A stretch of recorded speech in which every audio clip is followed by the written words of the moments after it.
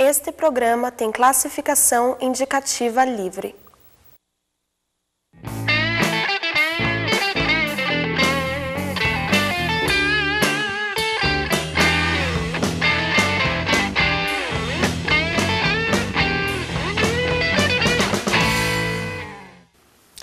Olá, começa agora mais uma edição do Plural, o seu programa semanal de debates aqui na UFPR TV. E hoje vamos falar sobre um assunto que mexe com a imaginação e desperta a curiosidade de muitas pessoas, as sociedades secretas. Maçonaria, Rosa Cruz, Illuminati. Com certeza você já deve ter ouvido falar desses nomes. Mas afinal, o que são esses grupos? O que eles querem? Quais são os mitos e verdades envolvendo estas sociedades? Para falar sobre esse assunto, o Plural recebe hoje o grande mestre da Ordem Rosa Cruz Amorque para os países da língua portuguesa, Hélio de Moraes e Marques.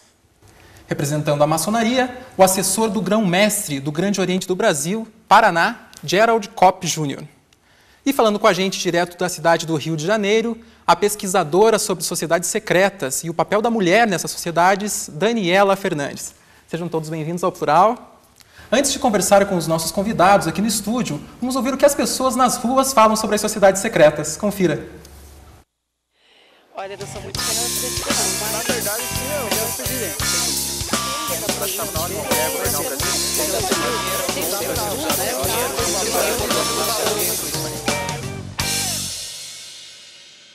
Você já ouviu falar em alguma sociedade secreta? Só os maçons, no caso em filmes, seriados, etc. Eu vi uma vez sobre uma que se chamava Blux Dead. Não.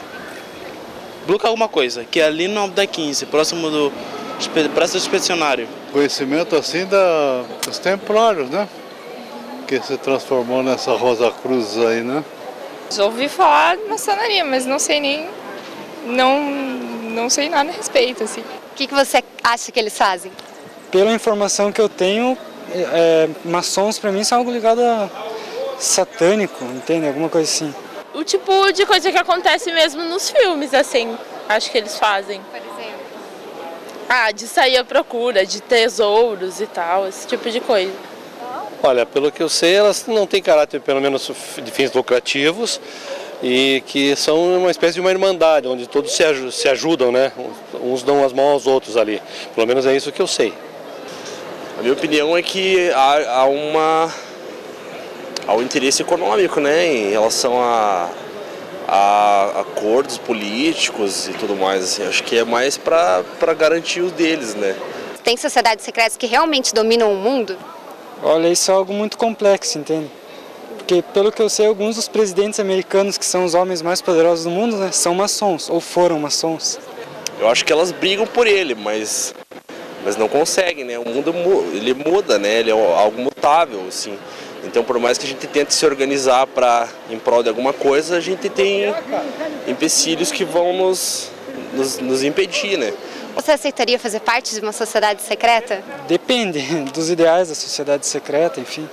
Se eu achasse que os princípios dessa sociedade são bons o suficiente, sim, né? Ou se eu pudesse dominar o mundo, qualquer coisa assim. A gente viu ali que as pessoas têm, a imaginação vai longe, né? As pessoas têm uma visão meio deturpada das sociedades secretas. Gerald, qual que é a sua opinião?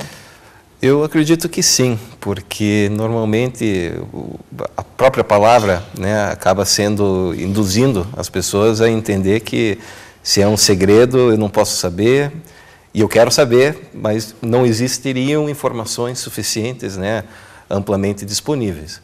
Mas a gente vê que hoje, nessa era de informação, isso já não é mais uma verdade. Na verdade, o que a gente encontra hoje é que, tanto na internet quanto em literatura disponível, livros propriamente ditos, existe muita literatura acerca de sociedades secretas, né? Algumas um pouco conspiratórias e deturpadas e outros altamente respeitados e sérios no que diz respeito à pesquisa histórica e filosófica a respeito dos princípios que cada sociedade segue. Uhum. E vocês se consideram sociedades secretas ou discretas? Existe diferença? Qual é essa diferença? Bem, uma sociedade secreta, o que ele significa? É secreto, você não teria condições de acessar. E eu acho que hoje nós podemos dizer que essas sociedades sob um ponto de vista, elas são muito mais discretas do que secretas. Não existem tanto segredo em torno deles hoje em dia. O que se verifica é que tanto a maçonaria, as lojas maçônicas, as obediências, hoje elas são pessoas jurídicas, elas têm estatutos, elas têm CNPJ, elas fazem assembleias, eles têm sede conhecida, dirigentes conhecidos, né, eleitos, né, com ampla publicidade. Então, hoje fica difícil você dizer que é uma sociedade secreta. O que existe é que, como você for pensar numa sigilo industrial de uma empresa, você não sabe exatamente o que vai acontecer num conselho de administração de uma multinacional. Você não sabe o que passou dentro daquela reunião. Ou uma ata do Copom, né, do Banco Central, né, você tem um extrato do que aconteceu, mas tem certos elementos lá que são reservados, que somente interessam para aqueles que são integrantes daquela sociedade. Uhum.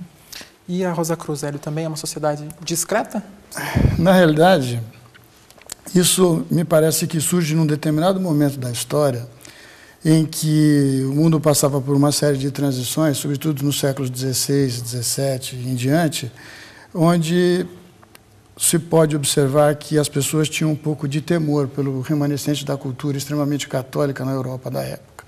Então, isso faz com que a Inquisição, que começa lá no 13, tem a professora de História aí, e isso se estende até meados do 18, 17, vai acontecer com que as pessoas olhem para essas sociedades que tinham que se manter um pouco sigilosas, talvez até mesmo secretas, sob pena de ter algumas retaliações por conta do clero dominante da época, e isso fez com que havia necessidade. Nós temos alguns exemplos de nossos fratres do passado, como é o caso de Giordano Bruno, e outros que estavam envolvidos com pesquisa, que fizeram a transição desse momento que ocorre na Europa e que tinha que se tomar sigilo. E hoje, cuidado, hoje não há necessidade disso. Hoje, conforme foi dito aqui pelo colega, pelo Gerard, não se precisa ter esse tipo de cuidado. É claro que se preservam valores, são organizações iniciáticas, existem valores tradicionais que estão sendo conservados, e isso é feito em sigilo, mas não há esse âmbito de secreto. Isso é aberto, nós estamos na internet, nós estamos abertos para o mundo. É que existe algo de tradicional que precisa ser preservado intencionalmente, para que aquele que busca esclarecimento a respeito desses assuntos faça jus para merecer aquele tipo de informação. Mas essa conotação secreta, eu acho que na sociedade atual tem uma conotação pejorativa, e acontece o que aconteceu ali nos depoimentos. As pessoas do imaginário popular imaginam coisas negativas, tanto da maçonaria quanto da Ordem Rosa Cruz, o que é um grande equívoco, porque as pessoas não têm culpa, mas é o imaginário popular, é uma imaginação. As pessoas, e os filmes são tendenciosos, os diretores fazem aquelas coisas. Quando você vê, as pessoas ficam, será que é isso que a gente... Mas não falta informação. Se a pessoa for procurar, vai ver que não é isso. São fraternidades que buscam o bem, etc. Uhum. E você, Daniela, que fala com a gente lá do Rio de Janeiro, o que você acha desse assunto? É um assunto que desperta a curiosidade das pessoas, né? Mexe com o imaginário delas, né? Com certeza. Eu quero parabenizar os irmãos aí, porque as respostas foram perfeitas, esclarecedoras. Eu faço minhas as palavras deles, e o que eu posso tentar... Deixa eu só fazer uma perguntinha para você. Por que você começou a se interessar por esse assunto? Como foi? Adolescente, 15 anos, 14 anos, eu sempre me intriguei com a maçonaria, eu sempre tive certeza que eu iria participar de alguma forma. E quando eu fiz uns 18 anos, eu fui pesquisando e tudo mais, e leigamente vi que a mulher, erroneamente, vi que a mulher não tinha um papel, né? Porque tem uns livros que vendem na banca, as revistas, e que descartam a figura feminina, né? Não é o que eu vejo hoje, pelo contrário. Então, eu acabei partindo para outras religiões pagãs, né? Dei uma pesquisada em outras religiões, eu sou agnóstica. Enfim, a minha religião hoje é Deus, mas... E o interesse veio dessa coisa da seletividade, né? Eu acho que, só voltando às perguntas que você fez aos irmãos,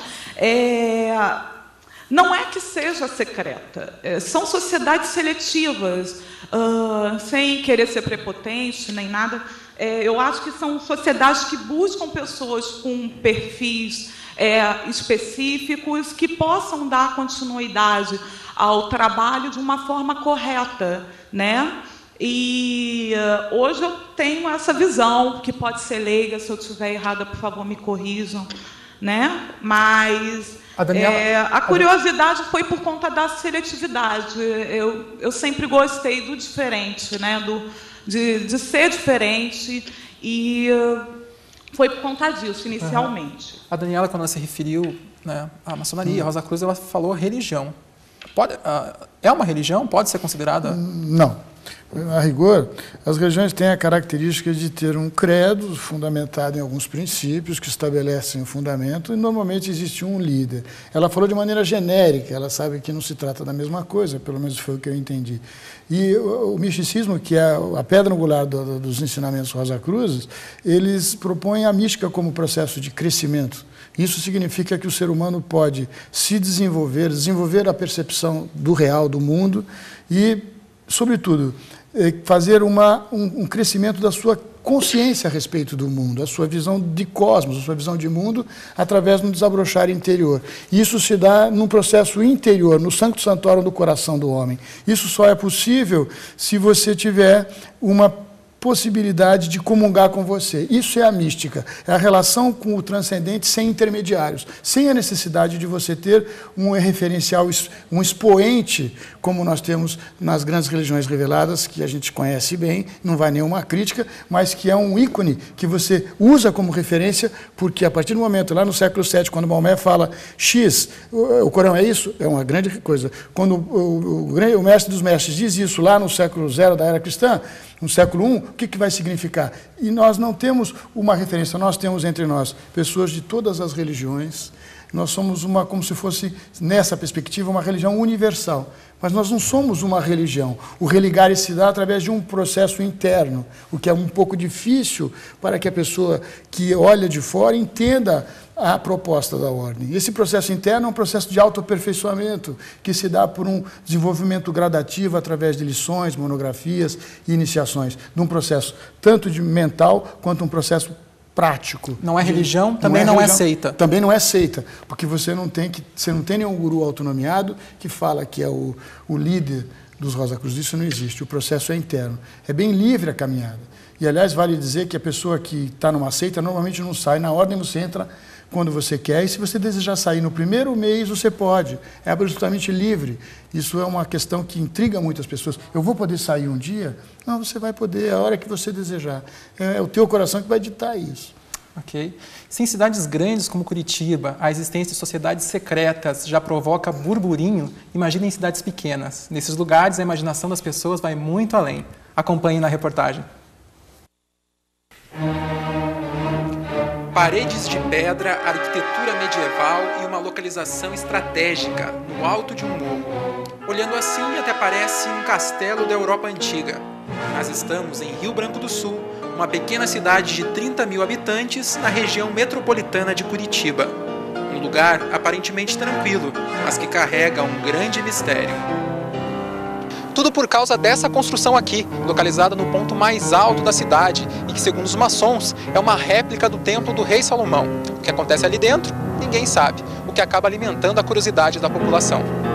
Eu sei que é uma sociedade secreta, né? Só isso. É um mistério, porque eles não declaram nada, né? Ninguém conta nada, né? O que a senhora imagina que eles fazem lá? Coisas terríveis. Tipo o quê? Não sei, que se vende a vida lá, tanta coisa que falam, né? Não sei. Velho, eu falo que fazem sacrifício com bode, esses negócios assim, satânicos, mas eu, né, nunca me aprofundei no assunto, né? Eu acho que seja uma maneira de religião, né? Uma seita religiosa, assim. Eu ouvi falar que tem um alçapão embaixo, que tem faca, que daí as pessoas pulam lá embaixo, essas coisas. O que fica no ar é que é algo oculto, que ninguém sabe, que mulher não pode entrar, essas coisas assim, é isso que eles comentam. Aparentemente são normais e tem também grana, né? São sempre pessoas de alto poder aquisitivo. Porque eles não querem que outras pessoas saibam. É isso que dá curiosidade maior no povo, né? Se mulher pudesse participar, você participaria? Não sei se participaria, né? Mas gostaria de conhecer. Diante de tantas histórias, nós resolvemos ir lá para conferir e tentar descobrir o que acontece lá dentro. Quem nos guia na visita é o Assir, que é maçom há 20 anos. Quer dizer que a partir dessa porta aqui, só entra quem for maçom? Só quem é maçom. O que acontece aqui dentro? Não, no caso aqui, o que acontece aqui dentro assim, é tipo uma escola filosófica, né? É um aprimoramento do homem, né? A pessoa vem aqui para tentar ser um pouquinho melhor na vida, né? Quais seriam os princípios fundamentais da maçonaria? Um dos princípios é a trilogia liberdade, né? Igualdade e fraternidade. Que aqui a pessoa é livre para, quando a gente se reúne aqui, a gente se reúne com uma pessoa que no mundo profano um é advogado, outro é médico, outro é general, outro é pedreiro, outro é carpinteiro, mas são todos iguais aqui dentro. Então não tem aquela diferença de cor, de credo, todos iguais. É verdade que quem participa das reuniões, quem faz parte da maçonaria, não pode revelar o que acontece aqui dentro? Não, ele jura que ele faz um juramento que não pode contar determinadas coisas, né? Mas não é assim tanto segredo, né? É pouco segredo, mas só que é só quem é maçom que fica aquele conhecimento, né? Existem mitos e verdades a respeito da maçonaria. O que você pode falar a respeito desses mitos? Sobre os mitos, principalmente aqui em Rio Branco, que é uma cidade pequena, né? Tem gente que entra na maçonaria, pensa em ficar mais rico, diz que fica mais rico, eles falam que dá alma pro diabo. Tem várias coisas que se falam negativas assim, da maçonaria, no caso que a gente estava falando criar essa figura do bode, que agora, no caso da maçonaria, incorporou essa figura do bode, que não tem nada a ver com o símbolo maçom, né? Até eu, antes de ser maçom, no caso, a gente escutava essas historinhas, a gente ficava meio com o pé atrás e outro na frente. Só que a gente pesquisando bem assim as literaturas que falam a verdade, a gente vê que é tudo diferente, né? Apesar de tantas histórias e boatos sobre a maçonaria circulando na cidade, os maçons parecem não se incomodar. Que continua pensando a mesma coisa, falando a mesma coisa, que a gente não se incomoda, né? A gente aqui dentro, no caso da maçonaria, continua fazendo o que a gente está fazendo, né? E que eles continuam. Por isso que a maçonaria está sobrevivendo até hoje, por causa disso. Pensa uma coisa lá fora e é outra realidade, né? Porque o verdadeiro conhecimento não pode cair no domínio público, né? Senão ele se desvirtua. E assim, eles seguem realizando seus rituais longe dos olhos e da curiosidade das pessoas.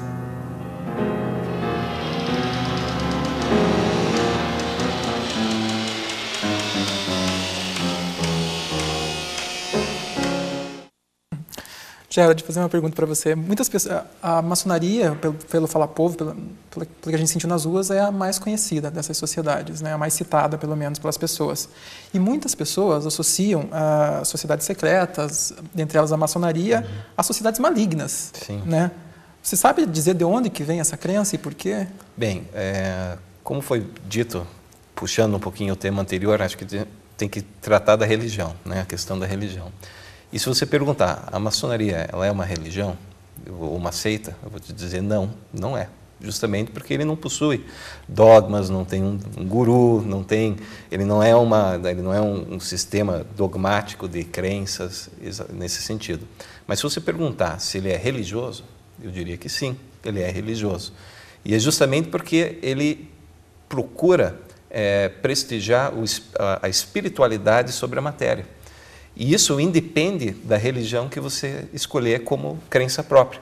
Então, é por esse motivo que na maçonaria você tem pessoas que fazem parte de todas as possíveis crenças existentes. Pode ter pessoas da religião do Islã, judaísmo, católicos, outras expressões do cristianismo, budistas. É livre, é totalmente livre. Então, não existe uma exigência em termos de religião. Então, dito isso, o que você vem a dizer com relação a aspectos malignos, né? Infelizmente, a história, né, acaba criando alguns mitos, e isso vem, como foi dito pelo Hélio, a questão da igreja, né, que houve uma certa perseguição muito grande da igreja em relação à maçonaria, podemos dizer assim. Antigamente, a igreja, na verdade, apoiava né, as sociedades de construtores. E era o único lugar onde se podia se associar livremente. E foi isso que chamou a atenção de muitos intelectuais, filósofos, hermetistas, alquimistas, Rosacruzes, templários. Chamou a atenção essa liberdade de se associar, e isso acabou sendo visto pela Igreja num determinado momento como algo perigoso. E daí acontece toda uma campanha, vamos dizer, de desvirtuamento para você dizer o porquê que eu sou contra isso. Eu tenho que criar uma história atrás disso. E daí é que vem toda essa questão de ser uma sociedade maligna, satânica, fazer sacrifícios. Tudo isso eu posso dizer, não é verdade, é um mito, é uma mentira. Ok, nós vamos agora para um rápido intervalo, mas já voltamos com mais debates sobre as sociedades secretas. Não saia daí.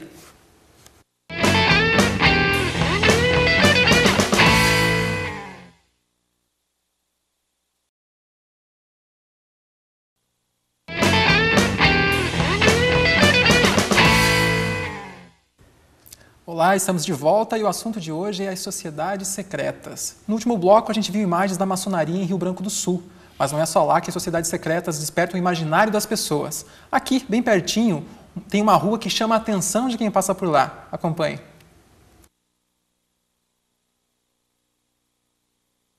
Um conjunto de prédios bem diferentes chama a atenção de quem passa por essa rua de Curitiba. Eu passo aqui sempre, todo dia. E o que você acha dessas construções aqui, estilo egípcio? Acho legal, é bonito, né? Uma cultura diferente, a gente está acostumado, mas é bonito. Já ouviu falar na Rosa Cruz, na Ordem Rosa Cruz? Já, tive um tio que ele era membro da Rosa Cruz, e era um membro bem superior lá, mas eu não sei a função, mas ele participava da Rosa Cruz. Então, eu sei que é algo bem secreto, tanto que quando ele faleceu a gente nem sabia que ele era da Rosa Cruz. Mas aí como ele era um membro muito alto lá, quando ele faleceu, fizeram meio que uma homenagem para ele, assim, e a gente viu que é um negócio bem diferente mesmo, assim, todo mundo com roupa diferente, tal, tem espada lá, leem livros que a gente nunca viu, é bem diferente mesmo. E ainda a gente pôde ver porque a gente era da família, mas ainda não podemos ver tudo, assim, teve coisa que a gente ficou numa sala separada. Você conhece a Ordem Rosa Cruz? Já vi por cima, assim, não conheço muito bem. Sim. O que você acha que eles fazem aí dentro? Não sei. Eu só vim aqui já no museu, já várias vezes, assim, com a minha família, mas não faço muita ideia. E a senhora sabe o que tem aqui? O que é dentro desses prédios? Alguma coisa do Egito, né? Alguma múmia, alguma coisa assim. Eu não entrei, mas acho que sim. E a senhora já ouviu falar na Ordem Rosa Cruz? Já. Quer dizer, assim mais ou menos. Sabe o que é? Não. O que a senhora imagina que eles fazem aí dentro? Ai, não faço ideia. Deve ser alguma coisa boa, né? Aqui fica a sede da Ordem Rosa Cruz Amorque, um pedacinho do Egito em pleno bairro Bacaxiri. Acho que o principal sentimento que elas têm é de curiosidade, né? Saber por que, né, em Curitiba, né, no meio do bairro do Bacaxiri, elas conseguem passar por uma rua onde elas são transportadas para o Egito Antigo. Então, acho que o principal sentimento é justamente de curiosidade. Mesmo aquelas que não têm o menor conhecimento do que é a Ordem Rosa Cruz, e que daí diversas questões, digamos assim, fantasiosas acabam gerando, né? Mesmo assim, elas têm a curiosidade de saber um pouquinho o que é isso e acabam entrando nos nossos espaços culturais, como o museu e a biblioteca, para saber um pouquinho mais o que é isso e o que tem aqui. Na verdade, assim, é como a ordem, né, a falta de conhecimento do que vem a ser a Ordem Rosa Cruz Amorque, elas acabam achando que é uma seita, alguma religião com alguma questão escondida, nesse sentido. Né? Então isso, e daí ligando algumas religiões que acabam, de certa forma, evidenciando um pouco mais ainda essa postura, em algumas pessoas acabam gerando esse sentimento de receio, de medo, ao transitarem por aqui.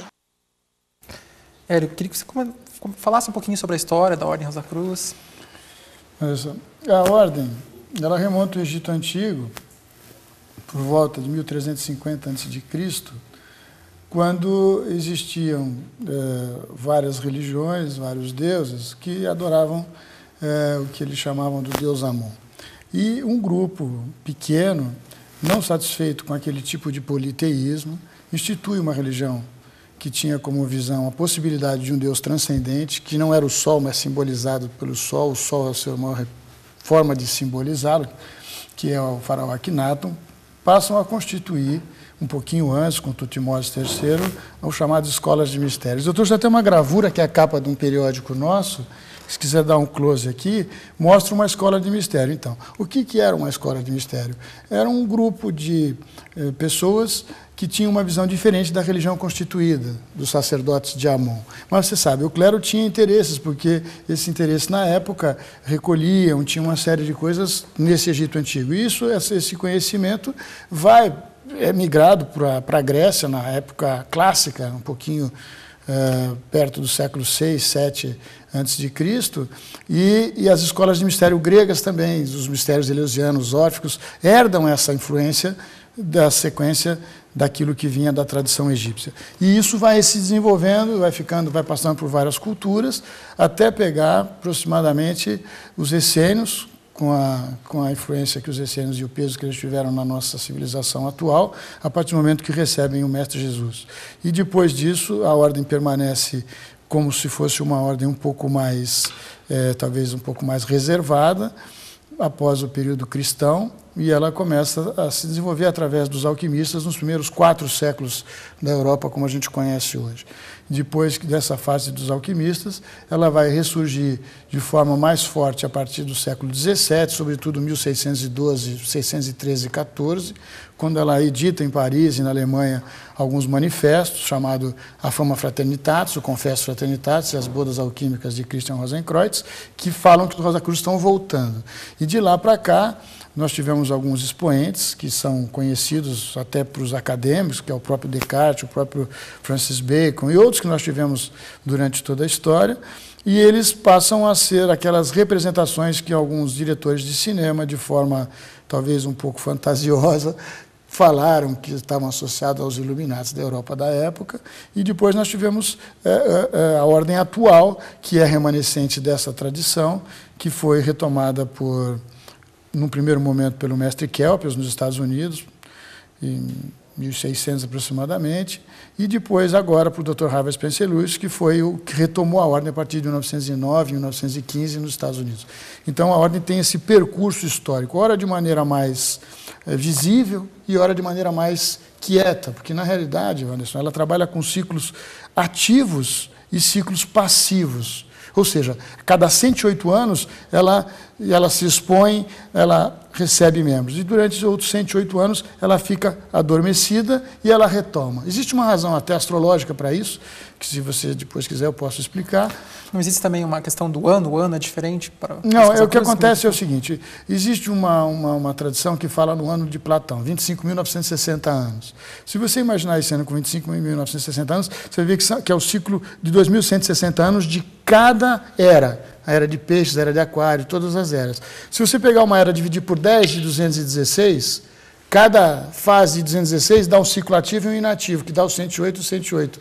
Então, nós procuramos caminhar de acordo com a movimentação até mesmo astrológica do mundo. Então, nós temos ativos e inativos. Agora, em 1915, nós tivemos o início de um ciclo. E teremos o término desses 108 anos agora em 2020 e pouco, que dá os 108. Mas não significa que nós vamos encerrar as nossas atividades. Pelo contrário, a ordem está em crescente número de membros sempre participando, não há nenhum tipo de previsão de fechamento da ordem, pelo contrário. Você falou sobre essa questão dos filmes, sobre essa visão deturpada, sobre essa ligação com, sei lá, com coisas malignas. Eu acho importante isso. Como que é a relação tanto da Ordem Rosacruz quanto da maçonaria com a igreja? E vocês falaram que essa relação mudou ao longo dos séculos, né? Houve um momento que houve um cisma, como que foi? Posso falar? Claro. Veja bem, esse assunto sempre foi um assunto de interesse de quem está dirigindo a ordem. Eu quero dizer o seguinte, num momento, sobretudo com a queda do Império Romano lá, alguns historiadores dão 478, com a queda de Roma, os visigodos, ostrogodos e todos os godos entraram. Outros dão o início da Idade Média em 325 no Concílio de Nicéia. Qualquer data que você pegue, esse período em que houve a evangelização europeia, de 1000 anos aproximadamente, tornou a cultura europeia extremamente, vamos dizer assim, católica no sentido romano. E essa característica instituiu o paradigma para que todas as pessoas usassem como referência aquele paradigma. Muito bem, isso começa a mudar quando começa a surgir os princípios de desenvolvimento de uma nova mentalidade, que é o Renascimento. Quando acontece isso, durante todo esse período, sobretudo as mulheres, quando as mulheres eram, por exemplo, solteiras, alguns estudiosos que estudam os séculos XV e XVI, eles falam que a mulher solteira, se tivesse algum desvio, alguma acusação que ela não pudesse se defender de forma muito confiável, muito fidedigna, ela estava sujeita a ser estigmatizada como bruxa. Falando nessa questão da mulher, as mulheres podem participar da Ordem Rosa Cruz, podem participar da maçonaria, como que funciona? Tá. Bem, com relação à maçonaria, tradicionalmente, já há 1000 anos, que não se admite a presença das mulheres na maçonaria. Por quê? Bem, isso tem uma questão histórica, né? Você perguntou sobre a história, né, de cada ordem, e para eu chegar lá eu preciso falar um pouquinho da história. A maçonaria, a ordem maçônica, ela também é herdeira da escola de mistérios, né? Porém, a ela se agrega um outro elemento, que é uma coisa interessante, que vem da própria palavra maçom, né? Maçom, ele é mason, quer dizer que ele é um pedreiro, certo? Então, o que se associou, o elemento que se agregou à ordem maçônica é justamente essa questão operativa da construção, certo?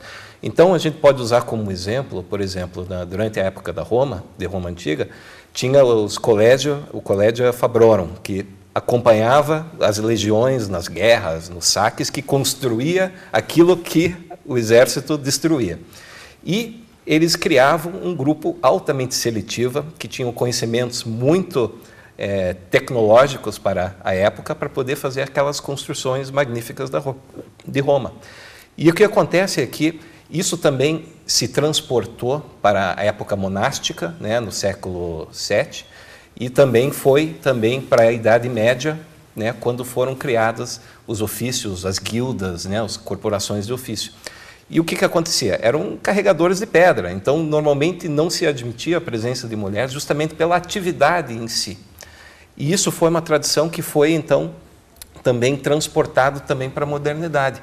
Porque quando a maçonaria, a partir do momento que ele era operativo, né, ele só tinha integrantes que eram pedreiros, vamos dizer assim, ele passa por um período que se chama especulativo, que foi quando intelectuais, filósofos, herméticos, os nobres começaram a participar da maçonaria porque ele tinha um privilégio que nenhum outro grupo tinha. Primeiro, ele podia se associar livremente sem ser perturbado. Segundo, ele tinha a possibilidade de transitar entre feudos, entre cidades. Ele tinha a possibilidade de, quando ele chegasse, ele ia ser bem cuidado, ia ser recebido. Ele tinha essa segurança de trânsito. Naquela época era uma coisa relevante. E o que aconteceu? As reuniões não eram mais no canteiro de obra, eles eram nas tabernas. E também nas tabernas não se podia ter a mulher, por exemplo, a mulher honesta, entre aspas, né? Ele não podia ser encontrado nas tabernas. E isso aí foi se elevando a um princípio da maçonaria, que era justamente não admitir a presença de mulheres. Mas a maçonaria, ela prestigia muito a mulher, ela valoriza muito a mulher. Eu queria fazer essa pergunta para a Daniela. Daniela, você disse que você estuda, né, essa relação das mulheres com essas sociedades secretas, né? O que você descobriu, por exemplo? Descobri, por exemplo, que em muitas delas, eu acho maravilhosas, eu sou fã, né? Enfim, não só pesquisadora. O ingresso do homem, né, depende muito da posição da mulher, né? Se há reuniões, se eu estiver errada, por favor, me corrijam, mas há reuniões, né, que são entrevistas para a pessoa, para o homem, no caso, poder ingressar, né? Ele precisa provar que ele é um bom filho, né? Aí a gente já tem uma figura feminina que é a mãe. Ele precisa provar que ele é bom marido, né? E como isso? Isso vai ser perguntado para sua esposa. Sua esposa tem um papel muito importante. As mulheres na maçonaria, elas trabalham com filantropia, pelo menos aqui no Rio de Janeiro, né? As mulheres são conhecidas como cunhadas, né? na maçonaria. E tem um trabalho muito bonito, um trabalho do bem, onde recolhem alimentos, recolhem roupas e ajudam, e sempre estão preocupadas com a questão social e com o seu papel na sociedade, né? Então, como mulher, eu vejo que a mulher ela não participa de algumas coisas porque são coisas masculinas mesmo, coisas onde precisa usar mais a razão, não querendo dizer que a mulher não seja tão racional quanto o homem, mas para nós mulheres a emoção sempre pesa, né, mais. E a mulher tem um papel muito importante, assim, em tudo. Com certeza tem. E eu acho muito bonito essa questão da aprovação da esposa ter que aprovar para, então, o esposo poder ingressar. Ele precisa ser bom filho, ele precisa ser bom marido, bom pai. Isso é muito bonito. E só queria pincelar, porque eu acabei relacionando a religião, né, como disse o nosso amigo, por conta mesmo da religiosidade que está envolvida, né? Mas só para concluir lá o meu raciocínio anterior, eu creio que as sociedades secretas, assim como qualquer outra sociedade, são indivíduos, são pessoas que têm como objetivo algo em comum, tá? E eu fico muito, muito feliz de saber que a maçonaria, que é uma sociedade tão organizada, tão estruturada, né, acolhe, sim, a opinião feminina. Isso me traz muita felicidade. Ok, nós vamos para mais um rápido intervalo e já voltamos com mais debates sobre as sociedades secretas. Plural volta já.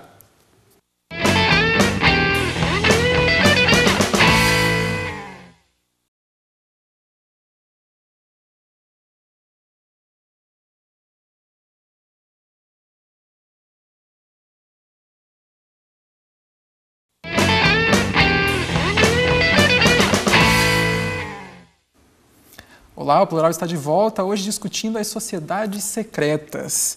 Queria fazer uma pergunta para o Gerald. Gerald, existe uma crença muito grande na relação entre a maçonaria e o poder.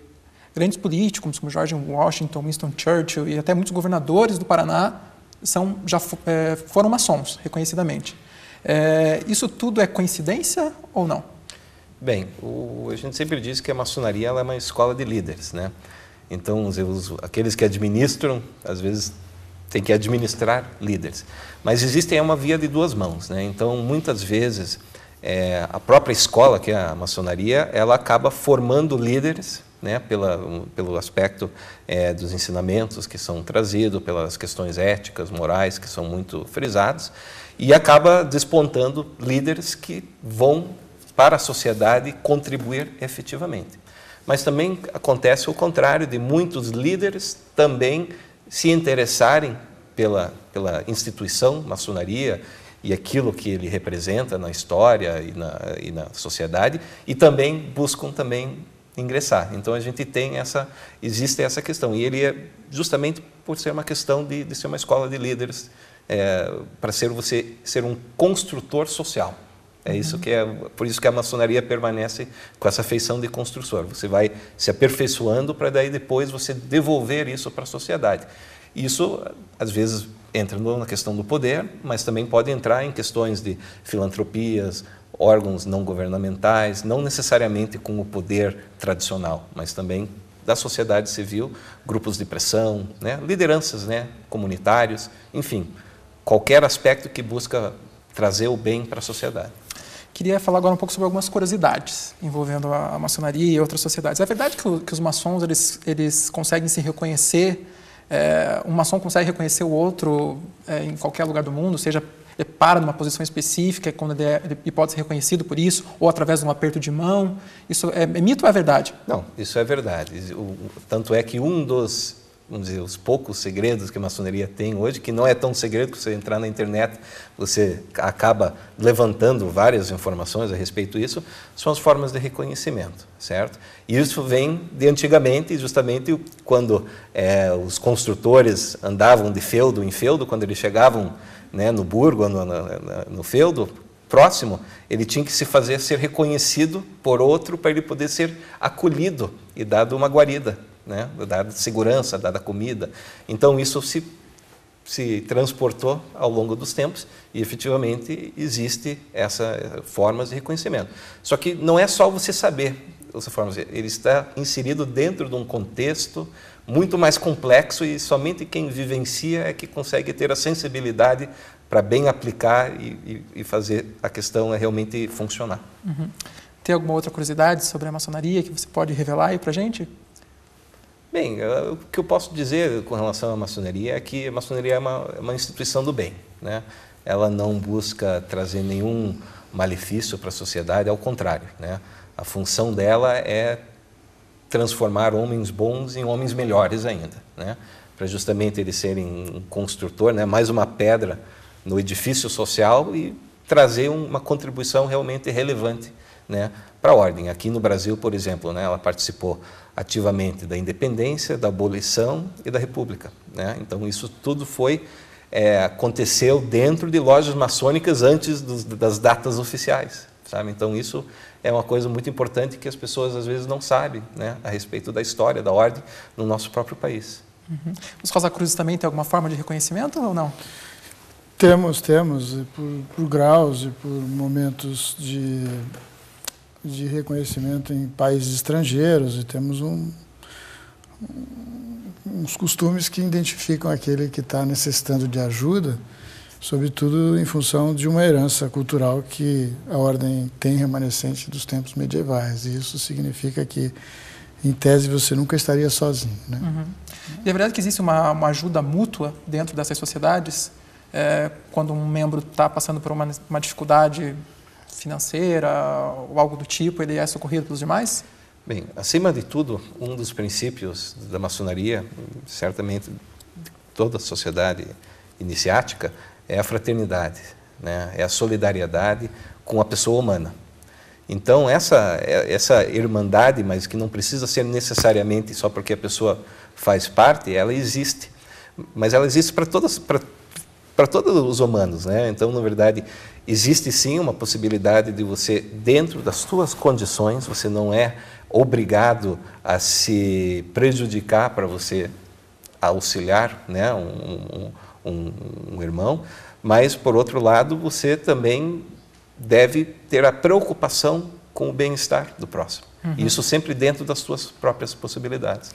Viu, sobre isso eu acho importante destacar que, embora a ordem seja uma fraternidade, nós trabalhamos esse aspecto, vamos dizer assim, social, de uma forma um pouco, diríamos assim, bem discreta, porque o foco que nós damos é para o trabalho do desenvolvimento mental do estudante do rosacrucianismo. Ou seja, o aspecto metafísico é o eixo em torno do qual, quando alguém está necessitado, você pode fazer curas metafísicas. É um trabalho de desenvolvimento da psique humana em todos os seus aspectos. Essa preocupação é que, além de você acolher alguém necessitado, do seu ponto de vista, vamos chamar assim, material, você também pode trabalhar espiritualmente ou psiquicamente para aquela recuperação, seja de um estado de desarmonia, seja de um problema momentâneo, até mesmo de saúde. E isso é a tônica do ensinamento Rosa Cruz. É a aplicação daquilo que a mente do ser humano é capaz de fazer para o desenvolvimento do potencial do ser humano, que é a pedra angular dos ensinamentos. O desenvolvimento daquilo que você já tem subjacente à tua racionalidade, mas como poder interior. Eu acho que isso é um elemento chave. Então, aparentemente, naquilo que você colocou, do seu ponto de vista, por exemplo, dos grandes líderes, existe um aspecto pragmático no rosacrucianismo, sim, sem dúvida, mas talvez não tanto nessas questões das lideranças. Eu acho que, se a gente sabe historicamente dos nossos presidentes americanos, só o Thomas Jefferson, que foi membro da nossa ordem. Eu não poderia dizer outros agora, até porque teria que fazer uma retrospectiva, mas há uma ligação muito social, muito participativa. Uhum. Daniela, você me contou que estuda também em outras sociedades, né? Poderia citar o nome de outras sociedades aqui para a gente? Qual, de repente, é a mais curiosa que você já estudou, que você conhece um pouco a respeito? Olha, a mais curiosa, talvez os Illuminatis, né? Que está muito relacionada à Igreja Católica. os templários, a bruxaria tradicional, né, a bruxaria da Alexandrina. Mais curiosas mesmo são essas que foram encaradas como bruxaria durante muito tempo e que hoje viraram, né, produtos comerciais, viraram modismo, né, e tudo mais, depois que foram abertas de forma, né, errada para o mundo, né? Conforme vai evoluindo tudo, né, a história, o ser humano, e as coisas vão se abrindo, o leque de cultura vai se ampliando, a gente vai percebendo que todas as sociedades, enfim, vou comparar religiões novamente, têm o mesmo propósito, que é o crescimento, né, individual, né, o crescimento da sociedade junto com você, o crescimento o seu crescimento espiritual, e todas vão levar ao mesmo caminho, que é Deus, independente de qual forma seja, se é uma forma feminina, masculina, se é uma energia, se é um caldeirão, se é, enfim, se é um santo pregado numa cruz, né? Eu acho que todas têm, eu acho, não tenho certeza, que todas têm o mesmo objetivo, que é a evolução. Tá? Outra também que eu gosto muito, que está virando moda aqui, é a Sheshonoe, que é uma japonesa, né? E que trabalha o pensamento positivo. Também tem o homem como figura, como uma figura mais determinante, e a mulher vem administrando, né, ali ao seu lado, e é uma muito interessante, né, que eles trabalham com as sutras sagradas. Essa está chegando aqui, está chegando de uma forma certa e bem seletiva também. Ok, obrigado, Daniela. Nós já vamos nos aproximando das considerações finais, o tempo passa rápido, eu queria ouvir rapidamente de você, Hélio. Qual seria a sua consideração final sobre esse assunto? Eu acho muito interessante essas iniciativas de falar a respeito de sociedades secretas, porque aquele imaginário popular fica um pouco esclarecido. Nós observamos que as pessoas têm realmente ideias equivocadas a respeito do que é a maçonaria, do que é a Ordem Rosa Cruz. O que eu gostaria de deixar como um recado é dizer que a Ordem é aberta a homens e mulheres, que a Ordem Rosa Cruz é uma escola que está muito preparada para o advento do século XXI. Nós temos fundamentados muitos dos nossos ensinamentos, nós temos uma universidade em pensadores contemporâneos e, naturalmente, na nossa tradição que nós estamos aqui para preservar. Então, se você deseja conhecer a AMORC, existem meios, você procura a AMORC no site www.amorc.org.br, que ali você pode receber gratuitamente uma série de informações complementares, que pela natureza do programa não é possível dar aqui, mas que aquele que fala, bom, como é que será que isso é feito? Você não vai ser convidado a participar de nenhum movimento sectário, no sentido de movimento, como aconteceram no século XVI, que a gente aí estava realmente incorporando um trabalho de vida, do dia a dia, daquela cultura da Europa da época, e a Ordem acha que a reforma do mundo é feita pela reforma do indivíduo. Então, é você que tem que melhorar, que o mundo vai melhorar. Então, se você melhorar, e o teu entorno vai estar sendo melhorado, você vai conseguir auxiliar as pessoas e você vai conseguir ser um ser humano melhor. O céu na terra é você estar em paz com a tua consciência e, naturalmente, isso é resultado de um processo. A natureza não dá saltos. Como ela mesma salientou, tudo que se eleva caminha para o mesmo ponto. Existem caminhos mais breves, existem caminhos mais longos. Não tem soluções mágicas. O caminho é você se dedicar a uma escola, que a gente chama de senda, e partir por um processo que eu gosto de associar a palavra homeopática, porque é bem gradativo. É um processo homeopático, gradativo de crescimento. As iniciações complementam, porque aquilo que está na monografia, que é o processo didático da Ordem, também está nas iniciações de maneira simbólica, alegórica, para você ser promovido a um estágio de percepção maior. No momento, eu queria dizer que a Ordem está aberta, estamos aqui no Bacaxiri, na Nicarágua 2620, e tem o site. Quem quiser, estou à disposição para recebê-los. É só chegar lá no Bacaxiri que a gente recebe de braços abertos. Temos uma sala egípcia, temos um museu egípcio com uma múmia original, a Totimeia, mas chegando lá, tá? Muito obrigado, Rosa. Eu que agradeço. Gerald, para finalizar rapidamente. Bem, eu faço minhas as palavras do Hélio no que diz respeito a esses aspectos gerais, né, das sociedades. iniciáticas, né, como é a maçonaria, como é a Ordem Rosa Cruz. E no que diz respeito ao aspecto mais específico da Ordem Maçônica, os americanos dizem muito que você faz de um homem bom melhor. E é isso que a maçonaria busca, né? Ele busca criar um ambiente, criar um espaço para as pessoas em que eles, através das reuniões que normalmente são semanais, mas podem ter frequências um pouquinho variadas, ele se encontra dentro de um ambiente fraterno, um ambiente em que ele possa se desnudar, né? Enquanto pessoa humana, ele deixa para fora essa máscara que a gente veste no dia a dia, e ele possa ir lá, trocar ideias, conversar, se expor, ajudar, dar um ombro amigo muitas vezes, e também estudar, que isso é muito importante dentro da maçonaria, que ela é também uma escola iniciática. Então isso significa que a necessidade de muito estudo, né? Existe a necessidade da pessoa decidir que ele quer ir para frente, caminhar nessa senda, e a maçonaria serve para isso, para você se tornar uma pessoa melhor, não só na sociedade, mas também você se aperfeiçoar internamente, né? Você estar em paz consigo mesmo, né? Então isso talvez a maior finalidade que se tem dentro da maçonaria. Ok, eu agradeço a presença dos nossos convidados. O programa de hoje fica por aqui. Que tema você gostaria de ver no próximo Plural? Mande suas críticas e sugestões para o nosso e-mail, plural@ufpr.br, e acesse a página da UFPR TV na internet. Lá você fica por dentro das novidades em nossa programação. Nosso endereço é www.tv.ufpr.br. O programa de hoje fica por aqui. Um abraço e até o próximo programa.